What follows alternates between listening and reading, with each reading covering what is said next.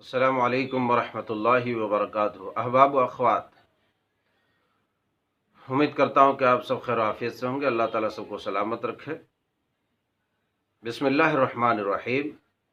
ایک اہم مسئلہ یہ ہے کہ بہت ساری خواتین کی جانب سے اس طرح کے مسئلے جو ہے پوچھے جاتے ہیں کہ کیا رمضان المبارک کے مہینے میں ایسی دواؤں کا استعمال کرنا جائز اور درست ہے جس سے جو ہے ماہواری رک جائے، منتھلی پیریڈز رک جائے، حیض رک جائے۔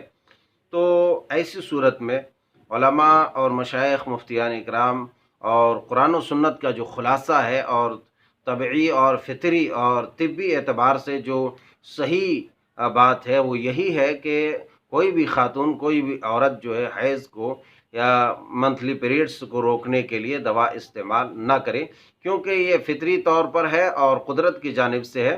اس کا روکنا جو ہے باعث مضر ہے، نقصان دہ ہے۔ اور شیخ ابن عثیمین رحمۃ اللہ علیہ نے بھی یہی فتویٰ دیا اور یہی ظاہر خیال کیا ہے کہ اس طرح کی دوا استعمال نہیں کرنی چاہیے جس سے منتھلی پیریڈز رک جائے، حیض کا خون رک جائے اور وہ جو ہے عورت روزے کو پورا کرے۔ شریعت نے اس کی گنجائش رکھی ہے اور شریعت میں یہی حکم ہے کہ جب ایسی حالت آ جائے تو روزہ نماز چھوڑ دے، جب پاک ہو جائے تو روزہ نماز پھر سے شروع کرے۔ روزہ ہے تو بعد میں اس کی قضا کر لے، نماز کی تو قضا کی کوئی وہ نہیں ہے، اس لیے اس کی ضرورت نہیں ہے۔